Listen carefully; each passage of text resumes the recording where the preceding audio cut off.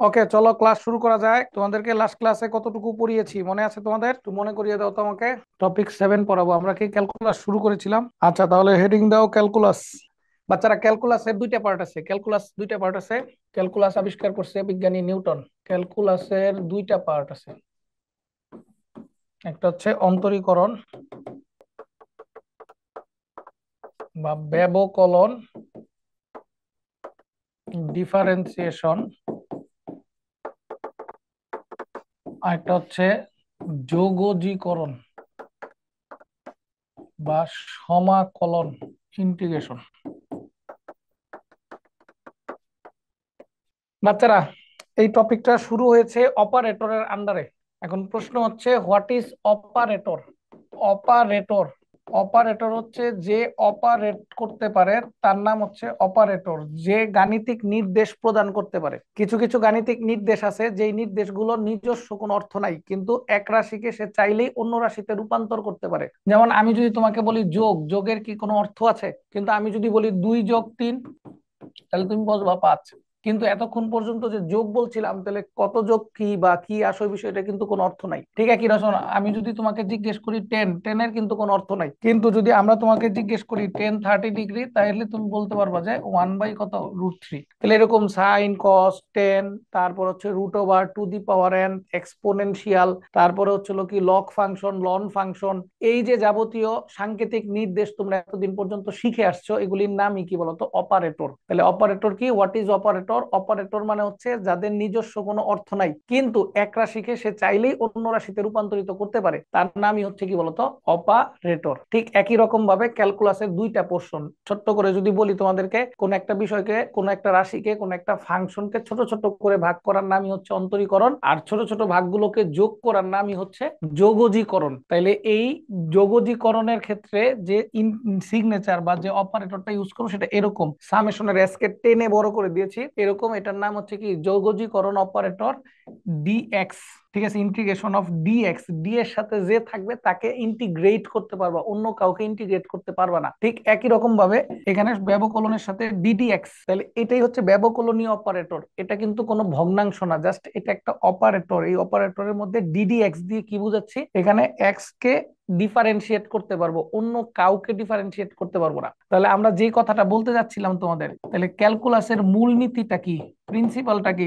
ক্যালকুলাসের principal হচ্ছে, মনে করো বাচ্চারা, আমার কাছে ওয়াই একটা ফাংশন আছে, এই মার্কারটা আছে মনে করো। এই মার্কারটাকে আমি 10 ভাগে ভাগ করলাম। তাহলে এই মার্কারটাকে যখন 10 ভাগে ভাগ করব, তাহলে প্রত্যেকটা ভাগ ছোট ছোট হয়ে গেল। দ্যাট ইজ কল্ড, এই অপারেশন, এই গাণিতিক নির্দেশটার নাম হচ্ছে ডিফারেন্সিয়েট করা। এখন এই 10টা ভাগ যদি যোগ দিই, তাহলে আবার এই মার্কারটা ফেরত পাবো। এটার নাম ইন্টিগ্রেশন। তার মানে কোন একটা ফাংশনকে ডিফারেন্সিয়েট করলে যা পাবো, তাকে যদি আবার ইন্টিগ্রেট করি, তাহলে ওই ফাংশনটা আবার ফেরত পাবো। তার মানে কি বাচ্চারা, যদি আমি ওয়াই কে ডিফারেন্সিয়েট করি, একটু খেয়াল করো, ওয়াই কে যদি এক্স এর রেসপেক্টে ডিফারেন্সিয়েট করি, যা পাবো তাকে যদি আবার কি করি বলতো? তাকে যদি আবার এক্স এর রেসপেক্টে ইন্টিগ্রেট করি, খেয়াল করো, ওয়াই কে এক্স এর রেসপেক্টে ডিফারেন্সিয়েট করলাম, যা পেলাম, এই ওয়াই কে যদি আমরা কি করি বলতো? এক্স এর রেসপেক্টে ইন্টিগ্রেট করি, তাহলে আউটকাম ফাইনালি কি হবে বলেন তো? ওয়াই হবে। আমার কথা বুঝছেন না বুঝেন নাই? দেখেন তো আমাকে, আমার কথা বুঝেছো কিনা। আমার কাছে ওয়াই একটা ফাংশন ছিল, সেই ওয়াই ফাংশনকে এক্স এর রেসপেক্টে ডিফারেন্সিয়েট করেছি, যা পেয়েছি তাকে আবার এক্স এর রেসপেক্টে ইন্টিগ্রেট করেছি, তাহলে ওয়াই ফেরত পাবো। এই মার্কারকে ডিফারেন্সিয়েট করছি, 10 টুকরায় ভাগ করছি, এখন এই 10 টুকরাকে আবার যোগ দিছি, তাহলে এই মার্কারটা ফেরত পেয়েছি। কোন একটা ফাংশনকে ইন্টিগ্রেট করব, সরি ডিফারেন্সিয়েট করব, যা পাবো তাকে আবার ইন্টিগ্রেট করলে এই মার্কারটা ফেরত পাবো। এটাই ক্যালকুলাসের মূলনীতি। বুঝছো কিনা বলো? এই চ্যাপ্টারে বাচ্চারা, এই চ্যাপ্টারে শুধুমাত্র আমরা ডিফারেন্সিয়েশন নিয়ে কাজ করব, অন্তরীকরণ নিয়ে কাজ করব। অন্তরীকরণের একটা ছোট্ট বেসিক হচ্ছে, আমরা যদি এমন হয় বাচ্চারা, এক্স এর ওয়াই একটা ফাংশন নেই যেটা এক্স এর উপর নির্ভরশীল, তাহলে এটাকে বলা হয় ওয়াই হচ্ছে ফাংশন অফ এক্স। বাচ্চারা, ফাংশনের বাংলা হচ্ছে অপেক্ষক। তাহলে এখানে ওয়াই হচ্ছে এক্স এর একটা ফাংশন, এখানে ওয়াই হচ্ছে ফাংশন অফ এক্স, তাহলে ওয়াই হচ্ছে এক্স এর একটা ফাংশন। তাহলে এখানে ক্ষেত্রে আমরা যদি বলি তোমাদেরকে যে ওয়াই হচ্ছে ফাংশন অফ এক্স, তাহলে সেই ক্ষেত্রে ওয়াই হচ্ছে এক্স এর একটা ফাংশন, এর মানে হচ্ছে এক্স এর মান, ওয়াই এর মান এক্স এর মানের উপর নির্ভরশীল। এখন আমি যদি চিন্তা করি এক্স চেঞ্জ হয়েছে, এক্স এর যদি পরিবর্তন ডেল এক্স চিন্তা করি, ঠিক আছে, আরো সহজ করে বলি, মনে করো ওয়াই ইকুয়াল টু 1 + x², তাহলে এখানে যদি আমি এক্স কে চেঞ্জ করি তাহলে ওয়াই কি বসে থাকবে না, ওয়াই ও চেঞ্জ হবে। তাহলে আমি এখানে যদি এক্স কে চেঞ্জ করি তাহলে কি হবে, ওয়াই ও চেঞ্জ হবে। তাহলে সেই ক্ষেত্রে এটাই বলছি যে এক্স যদি ডেল এক্স এর পরিবর্তন হয় তাহলে ওয়াই এর পরিবর্তন ধরলাম ডেল ওয়াই, তাহলে এক্স এর যদি একক পরিবর্তন হয় তাহলে ওয়াই এর পরিবর্তন হবে del y by del x. তাহলে এখানে এই ডেল ওয়াই বাই ডেল এক্সটা হচ্ছে ওয়াই এর পরিবর্তনের হার, কিসের সাপেক্ষে, এক্স এর সাপেক্ষে। এখানে কাহিনীটা হচ্ছে ওয়াই এর পরিবর্তনের হার এক্স এর সাপেক্ষে, ওয়াই এর পরিবর্তনের হার এক্স এর সাপেক্ষে। তাহলে এটাকে যদি ক্যালকুলাস বলতে হয় তাহলে কি করতে হবে, এই ওয়াই এর পরিবর্তনের হার এক্স এর রেসপেক্টে তখনই বলা সম্ভব হবে যদি এক্স এর পরিবর্তনটা অনেক ক্ষুদ্র হয়। এই সূত্রগুলি বিজ্ঞানী নিউটন ক্যালকুলাসের কনসেপ্টগুলি অ্যাপ্লাই করতে শিখাইছে, আমাদের করা শিখিয়েছে, সেটা হচ্ছে এক মানে পরিবর্তনটা অনেক ক্ষুদ্র হইতে হবে। তাহলে এটাকে বলা হয় limit del x tends to zero, এই চিহ্নটার নাম হচ্ছে টেন্স টু মানে del x equal to zero লেখে নাই, ইকুয়াল টু জিরো হইলে তো ডেল এক্সটা হচ্ছে শূন্য, কিন্তু del x tends to zero এর মানে হচ্ছে ডেল এক্স এর মান শূন্যের কাছাকাছি কিন্তু শূন্য না। Del x tends to zero এর মানে হচ্ছে ডেল এক্স এর মান শূন্যের কাছাকাছি কিন্তু কি শূন্য না। তাহলে সেই ক্ষেত্রে লিমিট যদি ডেল ওয়াই বাই ডেল এক্সটা কি হয় বলতো, টেন্স টু জিরো হয়, তাহলে সেই ক্ষেত্রে ঘটনাটা হচ্ছে হলো d y by d x লিখতে পারবো, অর্থাৎ এক্স এর সাপেক্ষে ওয়াই কে ডিফারেন্সিয়েট করতে পারবো। আরো সহজ করে বলি বাচ্চারা, আমি যদি তোমাকে কখনো বেগ বলি ডি এস বাই ডিটি, এর মানে হচ্ছে এস এর পরিবর্তন টি এর পরিবর্তনের সাপেক্ষে, আর এখানে অবশ্যই লিমিটটা হইতে হবে del t tends to zero. একই রকম ভাবে যদি ত্বরণ বলি d v by d t, what does it mean, it means কি বলতো, limit del t tends to zero del v by কত বলতো, ডেল টি। আমি কি বুঝাতে পেরেছি বলো তো আমাকে? মানে কখনো যদি d y by d x লেখে এর মানে del y by del x, del মানে পরিবর্তন, সেটা ক্ষুদ্র পরিবর্তন হতে পারে বৃহৎ হইতে পারে, কিন্তু এটাকে তখনই আমরা ডিফারেন্সিয়েশন দিয়ে লিখতে পারবো যখন এক্স এর চেঞ্জটা শূন্যের কাছাকাছি হবে, তার মানে অনেক ক্ষুদ্র পরিবর্তন হবে। তাহলে এখন আমরা অন্তরীকরণের কিছু বেসিক সূত্র পড়বো, কোত্থেকে সূত্র আসছে, কিভাবে সূত্র আসছে, অ্যান্সার নাই, কিন্তু আমরা কি করব বলতো, সূত্রগুলি শিখবো। ইন্টারমিডিয়েটে যখন তুমি ম্যাথ পড়বা, ইন্টারমিডিয়েটের অন্তরীকরণ কিন্তু ফিজিক্সে না, অন্তরীকরণ ম্যাথে। ম্যাথ যখন অন্তরীকরণ করবা তুমি সেখানে ডিটেলস ডিফারেন্সিয়েশন ইন্টিগ্রেশন পড়বা, তখন সূত্র কেন আসছে কিভাবে আসছে এটার এক্সপ্লেনেশন পড়বা। আমাদের এক্সপ্লেনেশন নাই, আমরা আপাতত জাস্ট তোমাদেরকে সূত্রগুলি জানাচ্ছি, এগুলি আমাদের কাজে লাগবে। তোমরা যখন ম্যাথমেটিক্সে এগুলি পড়বা তখন এগুলি নিয়ে ডিটেলস তোমরা জেনে নিও। আমরা যা বলছিলাম তোমাদেরকে, যদি কখনো আমরা লিখি বেসিক সূত্র 1 ddx x two the power n, আমার মনে হয় ডিফারেন্সিয়েশনের কমপক্ষে 150 থেকে 200 সূত্র আছে। তোমরা যখন পুরো ডিফারেন্সিয়েশনটা শেষ করবা তখন তোমরা পরে সবগুলো সূত্র অটোমেটিক মুখস্থ হয়ে যাবে। আপাতত আমরা 10টার মতো কনসেপ্ট সূত্র তোমাদেরকে শিখাবো, এগুলির বাইরে আমাদের ফিজিক্স আর কিছু লাগবে না। তাহলে এক্স এর রেসপেক্টে আমরা যদি ডিফারেন্সিয়েট করতে চাই তাহলে ddx x two the power n এর কনসেপ্টটা হচ্ছে, নিয়মটা কি, পাওয়ারটা সামনে চলে আসবে, অর্থাৎ n x two the power n-1। তার মানে কেউ যদি আমাকে বলে DDT T to the power 5, এখানে মনে রাখতে হবে টি এর সাথে ডি এর সাথে টি আছে, তার মানে শুধু টি কে ডিফারেন্সিয়েট করব, অন্য কাউকে ডিফারেন্সিয়েট করতে পারবো না। তার মানে DDT T to the power 5, তাহলে পাওয়ার সামনে চলে আসবে 5-1 হবে, অর্থাৎ 5t⁴ হয়ে যাবে। এটাই অ্যান্সার। কেন আসছে, কোত্থেকে আসছে, অ্যান্সার নাই, আমরা পরে শিখাবো, পরে তোমরা যখন ম্যাথ পড়বা তখন এগুলো শিখে নিও। আচ্ছা, তারপরে আসো 2 নাম্বার যে সূত্রটা আমার কাছে আছে, 2 নাম্বার সূত্রটা হচ্ছে DDT K x to the power N, D এর সাথে সরি ডিডি এক্স, এক্স দিয়ে লিখি আমরা, যখন সূত্র শিখবো এক্স দিয়ে শিখবো সবগুলো, তাহলে একই ফরম্যাটে হবে। তাহলে এখানে ডি এর সাথে এক্স আছে, এখানে কি এক্স আছে, আছে, তাহলে নিয়ম হচ্ছে ডি এর সাথে এক্স থাকলে এখানে যদি এক্স থাকে তাহলে ডিফারেন্সিয়েট করা যাবে, অন্যথায় ডিফারেন্সিয়েট করা যাবে না। যেমন এখানে খেয়াল করে দেখো, তাহলে কি লিখতে পারি বলতো, তাহলে কে কি নাই, তাহলে সে কে বাইরে বের হয়ে যাবে, কে এর কোনো ডিফারেন্সিয়েশন লাগবে না, এক্স এর পাওয়ারটা সামনে চলে আসবে x to the power n minus one. অর্থাৎ কেউ যদি আমাকে বলে d d y 10 x square y cube z to the power 5, এমন যদি কোনো সমীকরণ থাকে বাচ্চারা, ডি এর সাথে ওয়াই আছে, এখানে কি ওয়াই আছে, অ্যান্সার হচ্ছে আছে।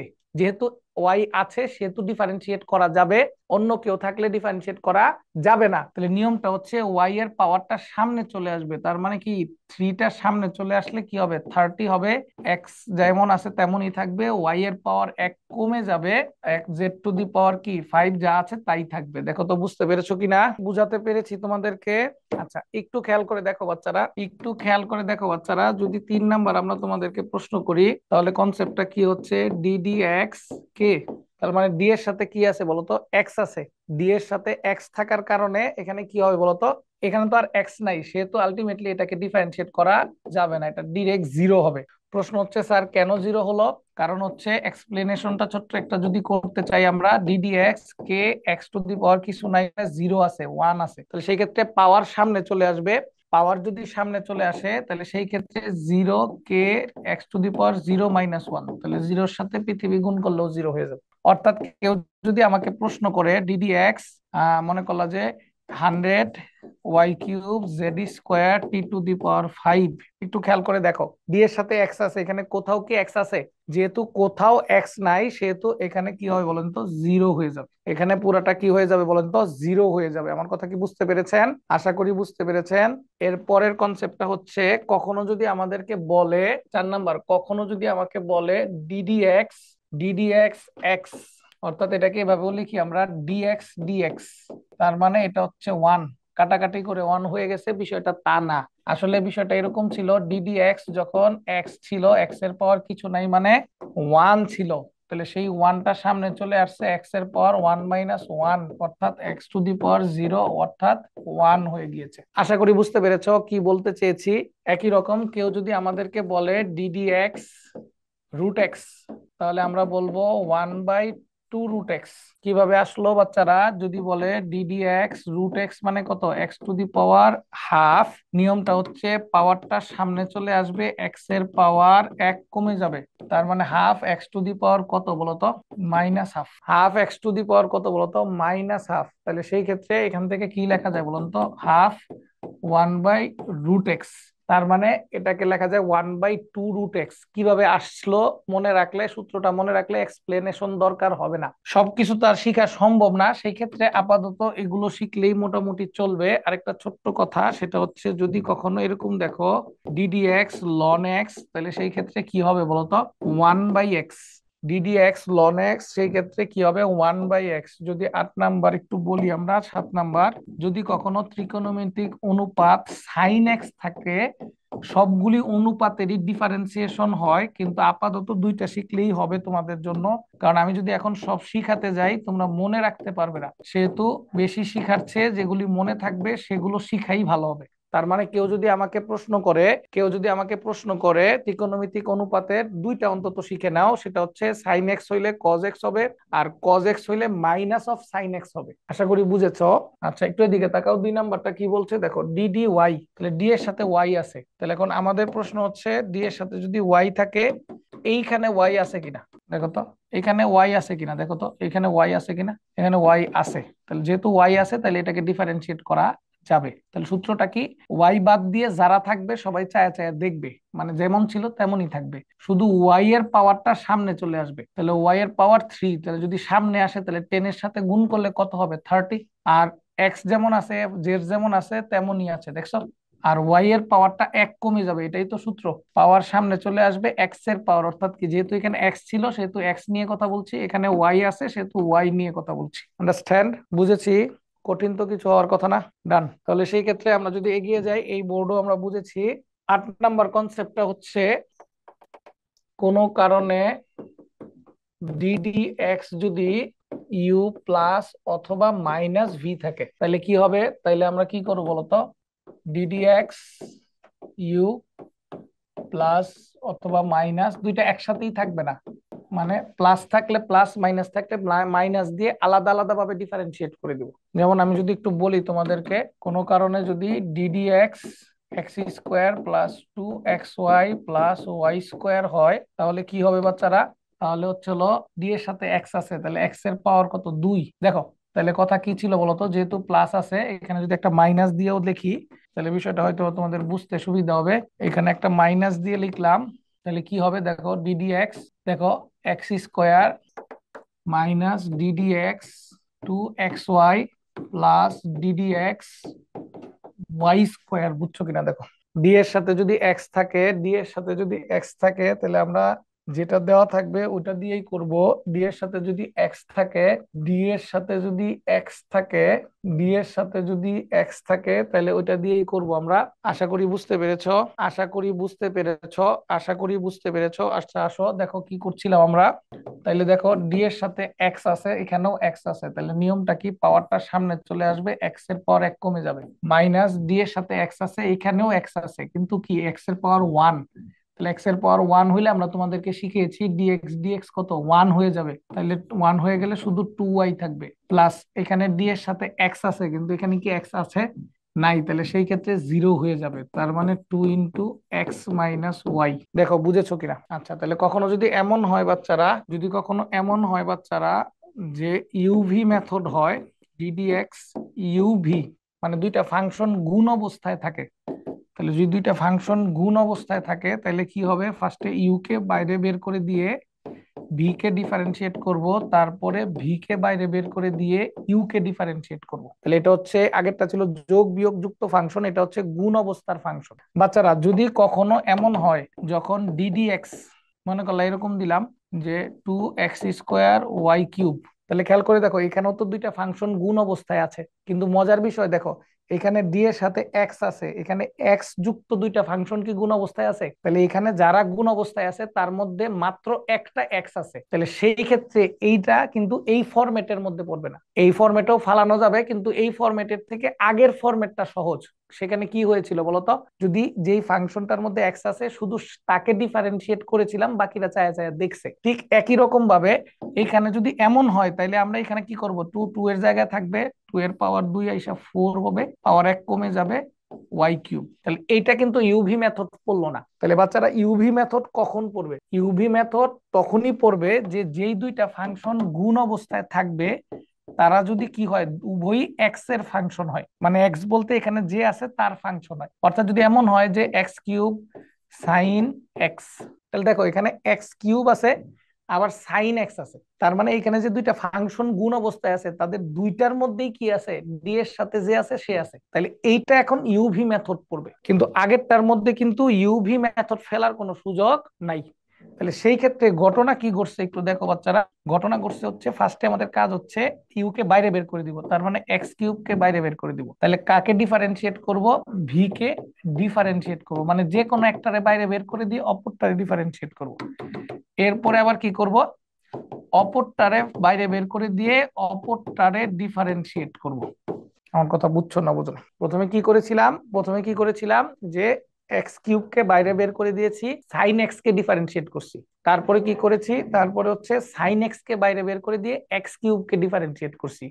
কেন ইউভি মেথড পড়ছে? কারণ দুইটার ভিতরে কি আছে, এক্স এর ফাংশন আছে, কিন্তু এইখানে দুইটার মধ্যে কিন্তু এক্স এর ফাংশন নাই। তাহলে এখানে একটার মধ্যে এক্স এর ফাংশন আছে, আরেকটার মধ্যে কি আছে বলেন তো, ওয়াই আছে বা অন্য কিছু আছে, যেটার জন্য ওইটা তো আর ডিফারেন্সিয়েট হবে না, সেই ক্ষেত্রে এটা ইউভি মেথড ফেলতে হবে না। তাহলে সেই ক্ষেত্রে কনসেপ্টটা কি দাঁড়ালো বাচ্চারা বলো তো একটু আমাকে। তাহলে x³ তার জায়গায় থাকলো, সাইন এক্স রে করলে কজ এক্স, সাইন এক্স তো তার জায়গায় থাকলো, x³ রে করলে 3x²। এখন তুমি কি যদি কিছু কমন নিতে চাও কমন নিতে পারো, কিন্তু আমাদের ডিফারেন্সিয়েশনের আর কোনো কাজ নাই। কথা বুঝেছো কিনা আমাকে একটু জানাও তো।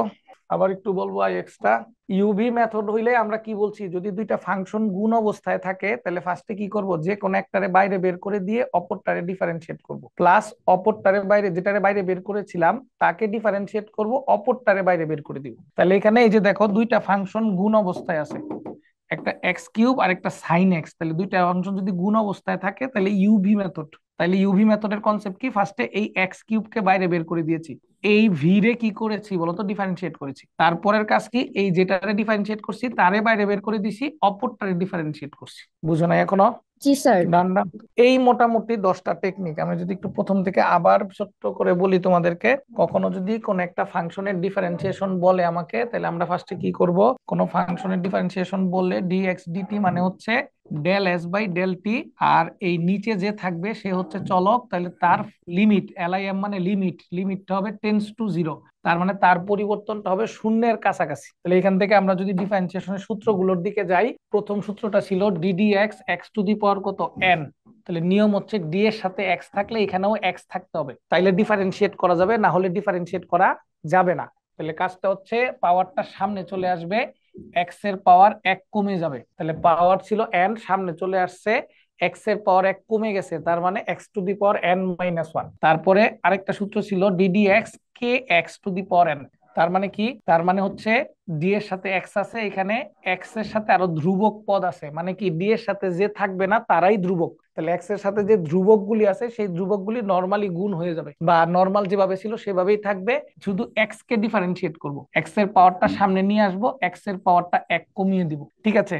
আর যদি ডি এর সাথে এক্স থাকে আর ফাংশনের ভিতরে যদি এক্স না থাকে, তাহলে কি হবে বলতো, ডিরেক্ট জিরো হয়ে যাবে। কেন হয়েছে এত কিছু লিখারও দরকার নেই। ঠিক একই রকম ভাবে কেউ যদি আমাকে বলে, একই রকম ভাবে যদি কেউ বলে ডিএক্স ডিএক্স মানে কি, ফাংশন ফাংশন, সেই ক্ষেত্রে কি বলতো, ডিরেক্ট ওয়ান। তার মানে কেউ যদি আমাকে বলে ডিটি ডিটি, তাহলে ডিরেক্ট ওয়ান লিখে দিব, ঠিক আছে। এটা কিভাবে ওয়ান হয়েছে আমরা এটার এক্সপ্লেনেশন দিয়েছি, কিন্তু তোমাদের কোনো এক্সপ্লেনেশন লাগবে না। তারপরে কখনো যদি ডিডিএক্স রুট এক্স হয়, ডিরেক্ট সূত্র one by two root x. কখনো যদি ডিডিএক্স লন এক্স হয়, ডিরেক্ট সূত্র ওয়ান বাই এক্স। কখনো যদি ডিডিএক্স সাইন এক্স হয় তাহলে cos x, d d x cos x হলে মাইনাস সাইন এক্স। এরপরে যদি কখনো যোগযুক্ত বা বিয়োগযুক্ত ফাংশন হয়, প্রত্যেককে আলাদাভাবে ডিফারেন্সিয়েট করতে হবে। কখনো যদি গুণযুক্ত ফাংশন হয়, তা ফার্স্টে কি করতে হবে, যে কোনো একটা ফাংশনকে বাইরে বের করে অপরটাকে ডিফারেন্সিয়েট করতে হবে, প্লাস দিয়ে অপরটারে বাইরে বের করে দিয়ে অপরটারে ডিফারেন্সিয়েট করতে হবে। আন্ডারস্ট্যান্ড? এগিয়ে যাব। আচ্ছা, এখন 10 নাম্বার যেটা, সেটা হচ্ছে আমরা একটা সলভিং টেকনিক শিখবো। 10 নাম্বার যে সলভটা, সেই সলভটা আসলে আমরা একটা কি শিখবো বলতো, একটা সলভিং টেকনিক শিখবো। এটা কোনো সূত্র না, এটা একটা সলভিং টেকনিক। এই সলভিং টেকনিকটা দিয়ে আমরা ডিফারেন্সিয়েশন করব। আমার কাছে একটা সলভিং টেকনিক থাকবে, সেই সলভিং টেকনিকটা দিয়ে আমরা ডিফারেন্সিয়েশন করব যদি ফাংশনের ভিতরে ফাংশন থাকে। এটা কিতাবি অন্য নাম থাকতে পারে, কিন্তু আমি যেই নাম দিয়েছি সেটা হচ্ছে ফাংশনের ভিতরে ফাংশন। তাহলে যদি কখনো ফাংশনের ভিতরে ফাংশন থাকে, তাহলে সেই ক্ষেত্রে আমাদের কাজটা কি হবে, আমাদের কাজটা হবে হচ্ছে ফাংশনের ভিতরে ফাংশন। যেমন আমি যদি একটা উদাহরণ দিই, মনে করো ডিডি এক্স, মনে করো x plus x square y square to the power 5, এরকম একটা সমীকরণ আছে। আচ্ছা, এখানে খুব মনোযোগ দিয়ে খেয়াল করে দেখো, ডিডি এক্স মানে কি, আমরা এক্স এর রেসপেক্টে এই ফাংশনটাকে ডিফারেন্সিয়েট করব।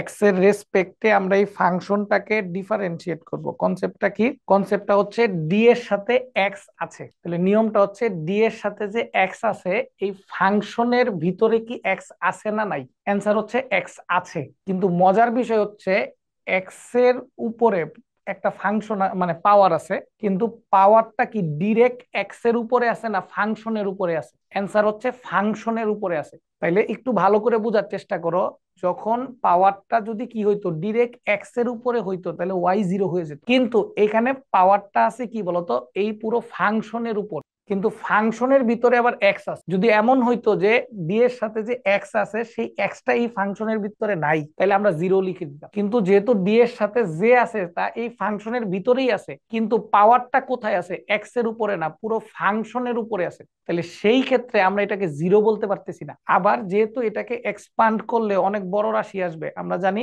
যদি পাওয়ার 5 হয় তাহলে 6টা রাশি আসবে, দ্বিপদী যদি উপপাদ্য দিয়ে আমরা এটাকে এক্সপান্ড করি, বিস্তৃত করি, কিন্তু এক্সপান্ড করারও প্রয়োজন নাই। এখানে একটা টেকনিক ইউজ করলে খুব সহজে এটা সলভ করা সম্ভব। কিভাবে, মনে করতে হবে যদি কখনো এমন হয় যে কোনো পাওয়ার বা কোনো কিছু কিসের উপরে আছে বলতো, একটা ফাংশনের উপর আছে, কিন্তু ফাংশনের ভিতরে এক্স আছে, কিন্তু ফাংশনটা আসলে এক্স এর না। সমীকরণটা যদি x to the power five বা y to the power five হইতো, তখন কি করতাম বলতো, এক্স কে ডিফারেন্সিয়েট করতাম, ওয়াই কে জিরো ধরতাম। কিন্তু এখানে কি বলতো, পাওয়ারটা কার উপর, ফাংশনের উপর, সেই ফাংশনের ভিতরে কি আছে, এক্স আছে। তাহলে সেই ক্ষেত্রে এই পুরো ফাংশনটাকে আমি জিরো বলতে পারছি না। এই ক্ষেত্রে আমাদের মাথায় রাখতে হবে, এইখানে আমরা কি ধরবো ভালো করে বুঝবা, যে যেই ফাংশনটার উপর পাওয়ার আছে আমি মনে মনে পুরো ফাংশনটাকে এক্স ধরে নিব। কি বুঝাতে পেরেছি?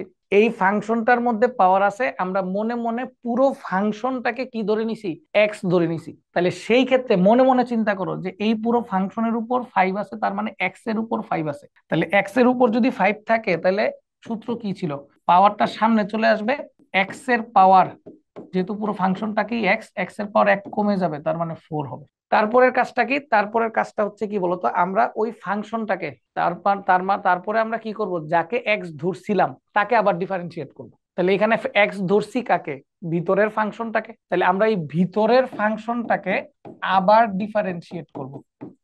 চিন্তা নাই, আমি আরো কয়েকটা উদাহরণ দেখাবো, তুমি ক্লিয়ার হবা, চিন্তা নেই। এখানে আমি আবার বলি, ডি এর সাথে এক্স আছে, কিন্তু এই ফাংশনে এক্স আছে, কিন্তু পাওয়ারটা ডিরেক্ট এক্স এর উপর নাই, পুরো ফাংশনের উপরে আছে। সেহেতু আমি এই পুরো ফাংশনটা, এই যে ব্র্যাকেটের ভিতরের টুকটারে মনে মনে এক্স ধরে নিছি। যদি পাওয়ারটা ফাংশনের উপর থাকে, তাহলে মনে মনে পুরো ফাংশনটাকে আমি এক্স ধরে নিয়েছিলাম। তাহলে এই মনে মনে চিন্তা করো, এটা এক্স, এক্স এর উপর ফাইভ, তাহলে ফাইভ সামনে আসছে, এক্স এর পাওয়ার এক কমে গেছে। এখন প্রশ্ন হচ্ছে, যেই ফাংশনটাকে এক্স ধরছি সে কি আদৌ এক্স? অ্যান্সার হচ্ছে না। তাহলে সেই ক্ষেত্রে আমরা ওই ফাংশনটাকে আবার ডিফারেন্সিয়েট করব। তাহলে তাকে যদি আবার ডিফারেন্সিয়েট করি, একটু খেয়াল করো, তাহলে five x square plus y square to the power four, এই ফাংশনটাকে আবার ডিফারেন্সিয়েট করলে কি হয় বলতো, যোগ আছে, আলাদা আলাদা ভাবে ডিফারেন্সিয়েট করব।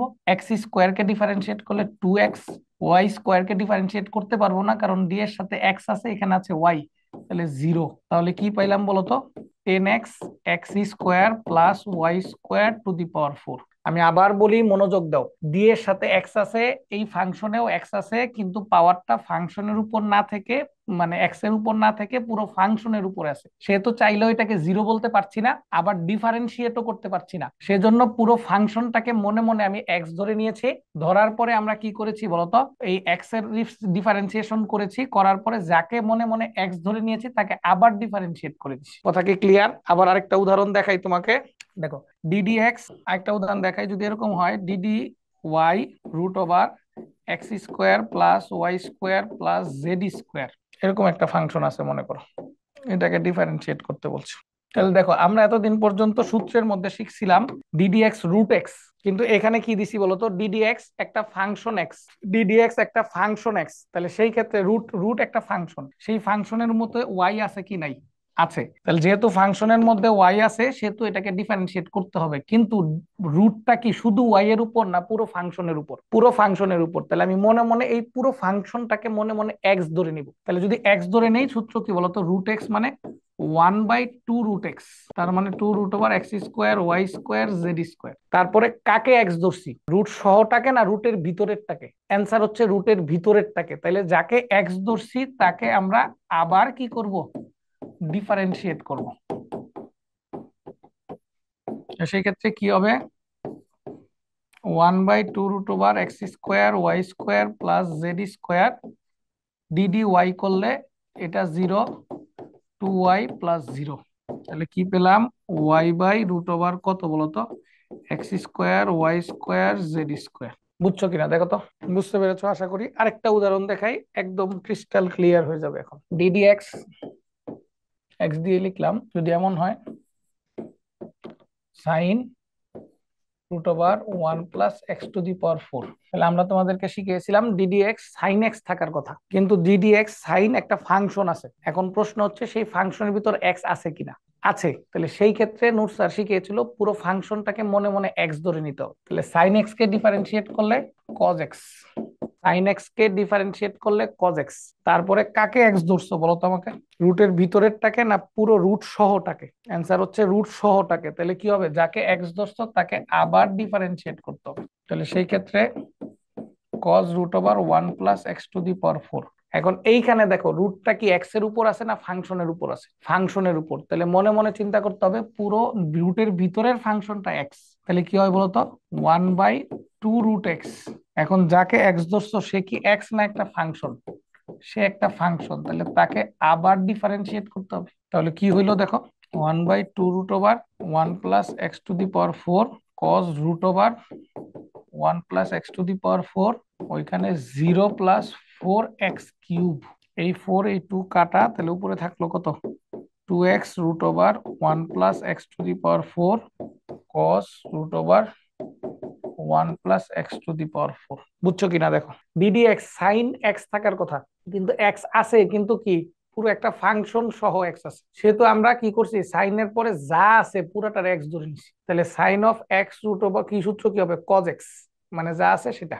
এখন কাকে এক্স ধরছি, এই রুট, এই পুরাটারে এক্স ধরছি। যেহেতু এই পুরাটারে এক্স ধরছি, সেহেতু এই পুরাটারে আবার ডিফারেন্সিয়েট করবো। তাহলে এই পুরাটারে আবার ডিফারেন্সিয়েট করছি, তাহলে যা আছে তা লিখেছি। এখন এই পুরাটারে যখন আবার ডিফারেন্সিয়েট করতে গেলাম, তখন দেখলাম কি বলতো, ডি এর সাথে এক্স আছে, কিন্তু এইখানে কি এক্স আছে, কিন্তু রুটের ভিতরে ডিরেক্টলি এক্স নাই, একটা ফাংশন সহ এক্স আছে। তাহলে মনে মনে এই পুরো ফাংশনটাকে এক্স ধরে নিছি। তাহলে √x মানে 1/2√x। তারপরে এই ভিতরের ফাংশনটাকে এক্স ধরছিলাম, তাকে আবার কি করেছি, এক্স এর রেসপেক্টে ডিফারেন্সিয়েট করেছি। যেহেতু এখানে প্লাস হিসাবে আছে, সেহেতু এটা কি হয়ে গেছে, যেহেতু এখানে কোনো চলক নাই, সেটা 0 হয়ে গেছে, আর ওইখানের পাওয়ারটা সামনে চলে আসছে, এক্স এর পাওয়ার 1 কমে গেছে। দেখো বুঝছো কিনা। মোটামুটি ডিফারেন্সিয়েশন এই পর্যন্তই। ইন্টিগ্রেশন আমরা এই চ্যাপ্টারে শিখবো না, ইন্টিগ্রেশন আমরা গতিবিদ্যায় গিয়ে শিখবো। আপাতত আজকের কনসেপ্টের নাম হচ্ছে ভেক্টর অপারেটর। তাহলে কি নাম দিব, তাহলে এই কনসেপ্টটার নাম হচ্ছে ভেক্টর অপারেটর। তাহলে ভেক্টর অপারেটরটা কি, ভেক্টর অপারেটর হচ্ছে আবিষ্কার করছে একটা ত্রিমাত্রিক অপারেটর, একটা 3D অপারেটর। এটা আবিষ্কার করছে বিজ্ঞানী হ্যামিল্টন। সে যখন আবিষ্কার করছিল, সেটার নাম দিয়েছিল নেবলা। পরবর্তীতে এটার নাম হয়েছে ডেল। কেউ যদি আমাকে জিজ্ঞেস করে ভেক্টর অপারেটর কি, আমি বলবো ডেলকে ভেক্টর অপারেটর বলে। নাম শুনেই বুঝতে পারতেছো, যেহেতু এটার নাম লেখা আছে ভেক্টর অপারেটর, সেহেতু ভেক্টর রিলেটেড কিছু না কিছু এখানে থাকবে। তাহলে সেই ক্ষেত্রে ভেক্টর রিলেটেড আছে হচ্ছে ডেল, মানে হচ্ছে আই ডেল ডেল এক্স। আমরা এতদিন যাকে ডিডিএক্স হিসেবে চিনলাম, ভেক্টরে তাকে আদর করে একটু বাঁকা চাকা করে লিখলাম। মানে এক্স কে ডিফারেন্সিয়েট করা যেই কথা, এই ডেল্টা ডেল্টা এক্স লেখা কি একই কথা। তাহলে সেই ক্ষেত্রে del i del del x, j del del y, k del del z. তাহলে এটাকে যদি আমরা ডেল চিন্তা করি, যেহেতু এর মধ্যে কি আছে বলতো, আই জে কে আছে, এটা কিন্তু কোনো রাশি না, এটা একটা কি অপারেটর, মানে এটার কোনো অর্থ নাই যতক্ষণ না পর্যন্ত সে অন্য কোনো রাশির সাথে এটা ইউজ করা যাচ্ছে। তাহলে সেই ক্ষেত্রে এই ডেল কে আমরা, যেহেতু আই জে কে আছে, সেহেতু আমরা ডেল কে চাইলে কি ডেলের উপর অ্যারো দিয়ে লিখতে পারি। ছোটখাটো একটা ডেল শিখছো তোমরা কেমিস্ট্রিতে, ডেল এইচ মনে আছে? হ্যাঁ, এনথালপির পরিবর্তন বা তাপের পরিবর্তন। এই ডেল আর এই ডেল কিন্তু এক জিনিস না, এটাকে যেইভাবে লিখছি সেইভাবেই কিন্তু লিখতে হবে, ঠিক আছে? এই ত্রিভুজ, এই শেপের ত্রিভুজই লিখতে হবে। তাহলে সেই ক্ষেত্রে আমি যদি প্রশ্ন করি তোমাকে ভেক্টর অপারেটর কি, তখন তুমি বলবা আমাকে ডেল কে ভেক্টর অপারেটর বলে। আর ডেল সমান এইটা, তার মানে আই ক্যাপ দিয়ে এক্স এর রেসপেক্টে ডিফারেন্সিয়েশন, জে ক্যাপ দিয়ে ওয়াই এর রেসপেক্টে ডিফারেন্সিয়েশন, কে ক্যাপ দিয়ে জেড এর রেসপেক্টে ডিফারেন্সিয়েশন। তার মানে নরমালি ডিফারেন্সিয়েশন হয় কয়টা বলতো, হয় এক্স এর রেসপেক্টে, অথবা ওয়াই এর রেসপেক্টে, অথবা জেড এর রেসপেক্টে। কিন্তু এখানে একটার মধ্যেই কয়টার রেসপেক্টে, তিনটার রেসপেক্টে ডিফারেন্সিয়েশন, সেহেতু এটাকে নাম দিয়েছি আমরা কি বলতো, ভেক্টর অপারেটর। ভেক্টর অপারেটর মানে ত্রিমাত্রিক একটা অপারেটর, যেখানে আই কেও এক্স কেও ডিফারেন্সিয়েট করতে হবে, ওয়াই কেও ডিফারেন্সিয়েট করতে হবে, জেড কেও ডিফারেন্সিয়েট করতে হবে। আশা করি বুঝতে পেরেছো, দেখো তো বুঝেছো। আচ্ছা, ভেক্টর অপারেটর ডেল এর ব্যবহার তিনটি। ডেলকে আমরা তিনটা কাজের ব্যবহার করি। ডেলের ব্যবহার তিনটি। এক নাম্বার হচ্ছে, ডেলের ব্যবহার তিনটি। এক নাম্বার ব্যবহার হচ্ছে গ্রেডিয়েন্ট, দুই নাম্বার ব্যবহার হচ্ছে ডাইভারজেন্স, তিন নাম্বার ব্যবহার হচ্ছে কনভারজেন্স বা কার্ল। গ্রেডিয়েন্ট মানে হচ্ছে, আমরা যদি কোনো স্কেলার ক্ষেত্রকে ভেক্টর ক্ষেত্রে রূপান্তরিত করতে চাই, তাইলে সেই অপারেশনটার নাম গ্রেডিয়েন্ট। আমরা যদি কোনো ভেক্টরকে স্কেলারে রূপান্তরিত করতে পারি, সেই অপারেশনটার নাম ডাইভারজেন্স।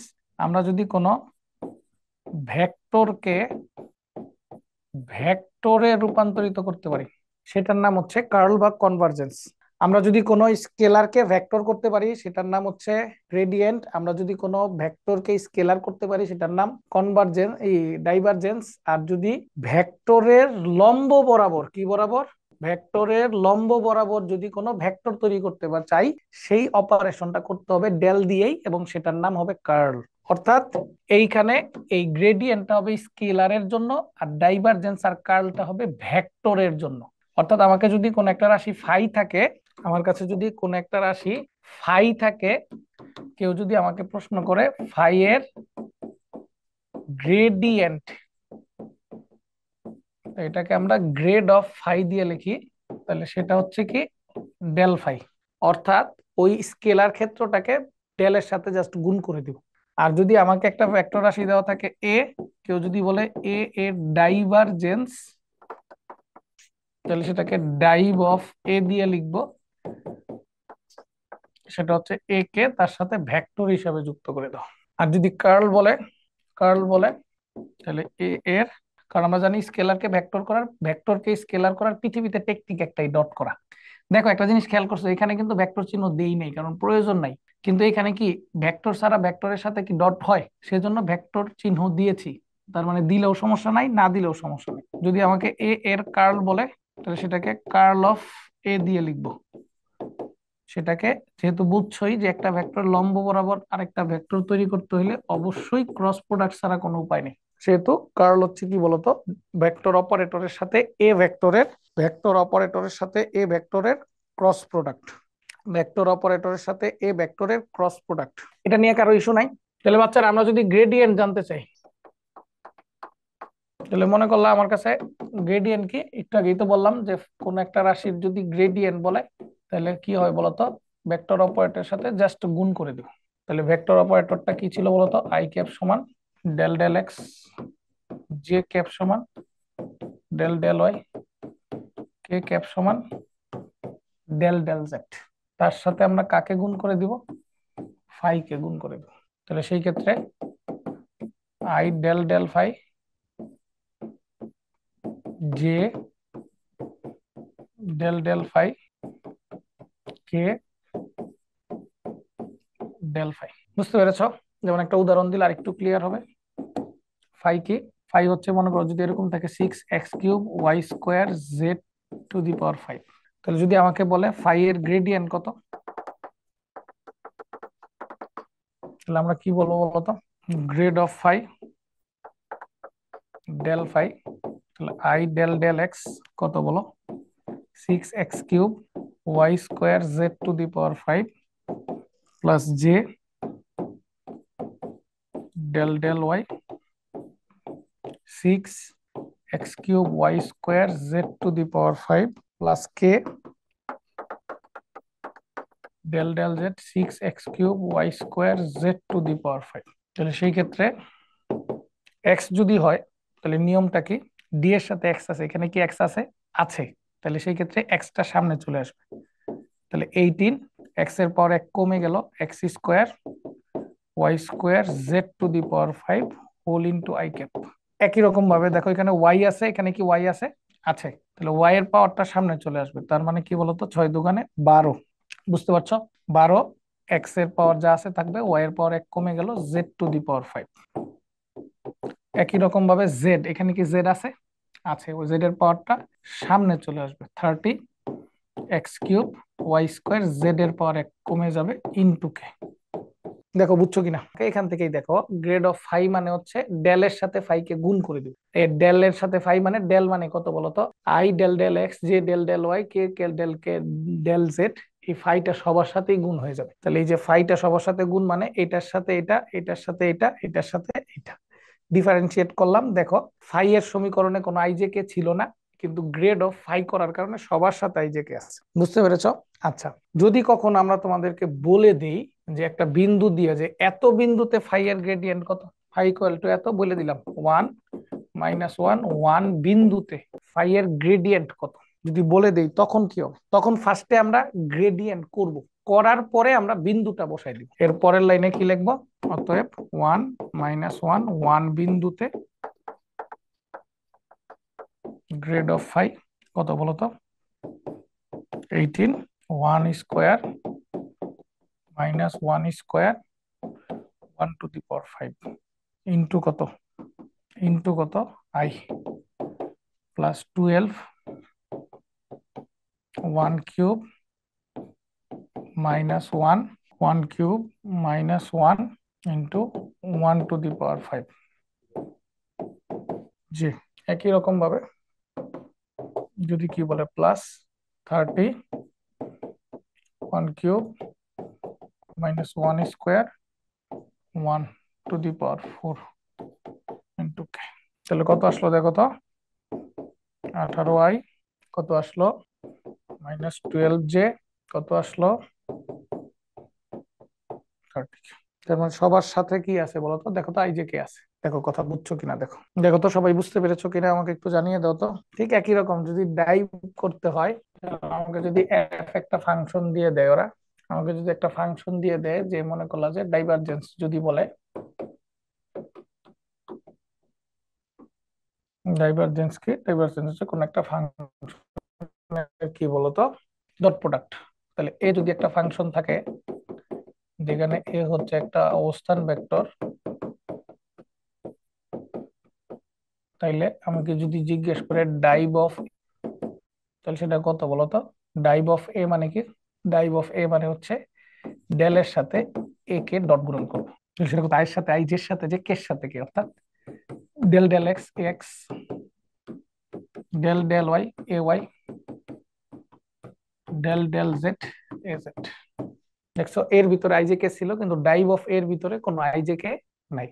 অর্থাৎ আমাকে যদি কোনো একটা ফাংশন দেয় বাচ্চারা, একটা ফাংশন বা একটা এফ ফাংশন দেওয়া আছে মনে করলা x square y square i 3z square minus y square j plus 5 x square y square z square কে।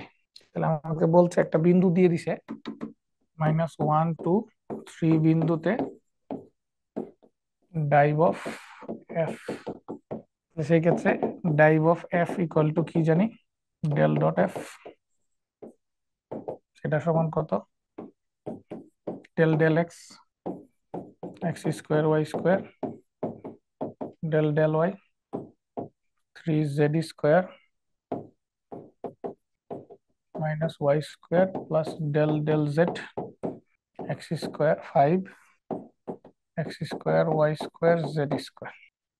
এখানে ডেলের সাথে এক্স আছে, এখানেও এক্স আছে 2x ওয়াই স্কোয়ার, এখানে ওয়াই আছে, এখানেও প্রথমটায় ওয়াই না থাকলেও দ্বিতীয়টায় ওয়াই আছে, এখানে জেড প্রথমটায় জেড স্কোয়ার, তার মানে কি বলতো 10x square y square z. আশা করি বুঝতে পেরেছো। তার মানে কি পাইলাম? 2x y square minus 2y plus 10x square y square z. এরপরে এত বিন্দুতে লেখা বিন্দুটা বসাই দিবা। পারবা না? পারবা না বলো তো? বুঝছো? একই রকম ভাবে বাচ্চারা আমরা যদি তোমাকে কনভারজেন্স বলি বা কার্ল বলি, আচ্ছা একটু ছোট্ট করে তাৎপর্য বলে নিই। ডাইভের তাৎপর্য আছে একটা। ডাইভের তাৎপর্যটা হচ্ছে কোন একটা ক্ষেত্রের যদি কি হয় বলতো, মনে করো এখানে এখানে একটা ক্ষেত্রের মধ্যে কিছু পিঁপড়া ছেড়ে দিছি, এর মধ্যে মনে করলা বেশিরভাগ পিঁপড়া ক্ষেত্র থেকে বাইরের দিক বের হচ্ছে, তাহলে সেই ক্ষেত্রে এই ক্ষেত্রের ফ্লাক্স মানে অভিমুখ, অভিমুখটা কোন দিকে? বাইরের দিকে। তাহলে ফাই দিয়ে ফ্লাক্স কে বুঝাই, তাহলে এই ক্ষেত্রের ফ্লাক্সের অভিমুখ হচ্ছে বহির্মুখী। তাহলে ফ্লাক্স যদি বহির্মুখী হয় তাহলে সেই ক্ষেত্রে আয়তন বাড়ছে। আয়তন যদি বাড়ে তাহলে সেই ক্ষেত্রে ঘনত্বের সূত্র কি ছোটবেলা শিখছিল? Rho equal to m by v. তাহলে আয়তন বাড়লে ঘনত্ব কি করতেছে? কমতেছে। এই ক্ষেত্রে ডাইভারজেন্সটা কি বলতো? পজিটিভ। তার মানে ক্ষেত্রের আয়তনটা বাড়ছে, তার মানে প্রসারণশীল। কথা কি বুঝছো? মানে কোন একটা ক্ষেত্রের ঠিক আছে সংকোচন হবে না, প্রসারণ হবে, বিশেষ করে ফ্লুইডের। সেটা কিসের মাধ্যমে মেজার করা যায় বলতো? ডাইভের মাধ্যমে মেজার করা যায়। কোন একটা ক্ষেত্রে যদি ফ্লাক্স বহির্মুখী হয় তার মানে ক্ষেত্রটা প্রসারিত হচ্ছে, তাহলে প্রসারিত হইলে আয়তন বাড়বে, ঘনত্ব কি করবে? কমবে। তাহলে তার ডাইভটা পজিটিভ আর ক্ষেত্রটা কি হবে? প্রসারণশীল হবে। আর যদি এমন হয় যে কোন একটা ক্ষেত্রের ফ্লাক্সটা অন্তর্মুখী, মানে মনে করলে এখানে কিছু পিঁপড়া ছেড়ে দিলাম, পিঁপড়াগুলি বেশিরভাগ পিঁপড়া ভিতরের দিক ঢুকতেছে, তাহলে এটাকে কি বলে বলতো, ফ্লাক্সটা কি বলতো, অন্তর্মুখী, মানে ডাইরেকশনটা। তাহলে ফ্লাক্স অন্তর্মুখী মানে কি বলতো, আয়তন হ্রাস পাইতেছে। আয়তন হ্রাস পাইলে ঘনত্ব কি করবে, বৃদ্ধি পাবে।